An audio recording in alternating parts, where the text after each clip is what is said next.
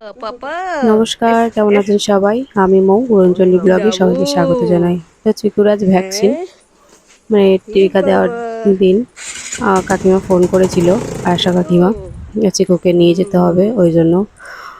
আর ওই জন্য নিয়ে বেরিয়ে পড়লাম। স্নানও করানো হয়নি কারণ ঘুমিয়ে পড়েছিল, ওই জন্য স্নান করানো হয়নি আজকে।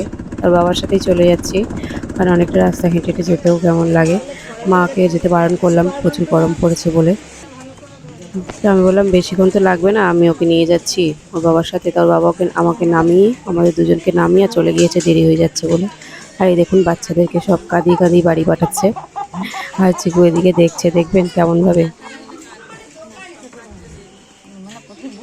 মানে বাচ্চাগুলো আসছে হাসছে, হাসতে হাসতে, আর বাড়িতে যাচ্ছে সব কান্না করতে করতে। কি করা যাবে? আর এই দেখুন চুপ করে আছে, ওরা কাঁদছে আর ও চুপ করে আছে, দেখছে কি করছে সব।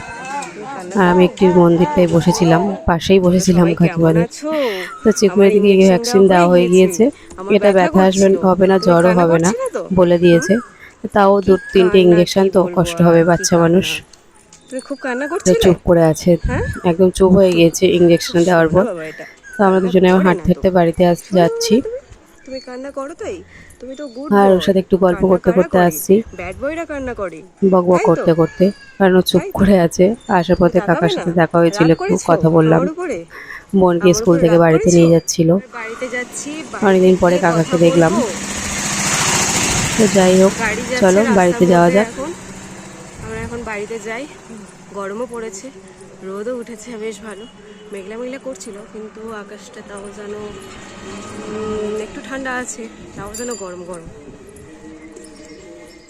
তো বাড়িতে এসে আর ওকে স্নান করিয়ে দিয়েছি, আর খায়নি, ঘুমিয়ে পড়েছে।